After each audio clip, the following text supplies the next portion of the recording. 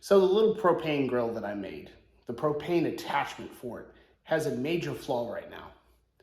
Now, I tested it the day before. It worked flawlessly. Everything got up to 400 degrees, even with the little green propane tanks.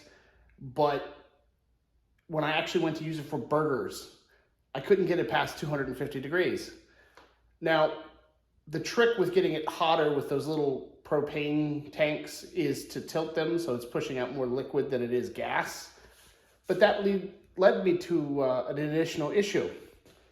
So when I did that, inside the control box itself, it started igniting. So somewhere I have a leak. So what I've done here is I've taken it down to the bare components, and I actually have something plugging up that hole, so there really shouldn't be much coming out that end. But grab myself a bucket of water, stick it down in there. I've already got that nozzle turned on, so all I should have to do, turn this on. Let me turn it on a little less than that. And now we can see gas. So obviously out the back here, I guess the stop isn't doing well. But up at the handle, right in between that little seam, we have gas. And after splitting it apart, it is not surprising to find there is absolutely zero gasket substance. Maybe a little bit of grease, but nothing that would actually do much. So I'm going to think about this for a minute, and I probably will just put a little bit of silicone around the whole thing and then seal it back up. So back down in the garage, I'm going to go ahead and use the ultra black just because I have a bunch extra from doing my head gasket. It's probably a little overkill because I think most silicone will probably work for what I'm doing. So now I just have to get a really thin amount on each side.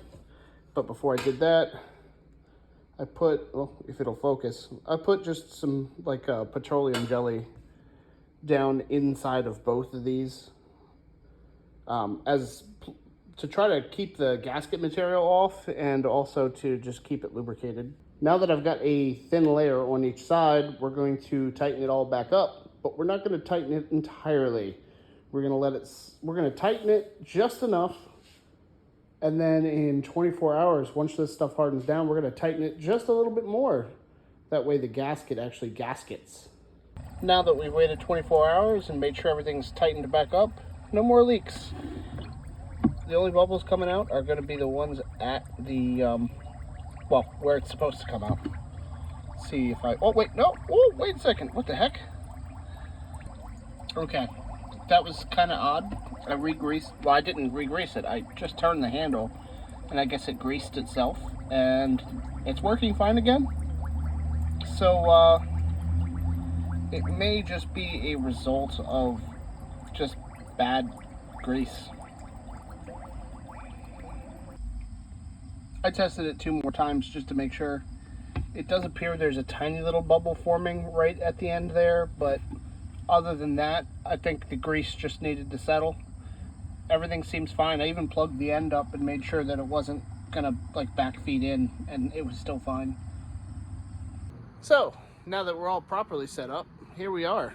We've got the big propane tank because honestly those little green ones, they're just not gonna cut it individually.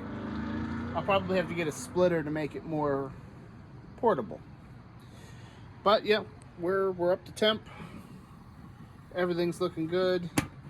And this part's not on fire anymore. So I think that counts as a success.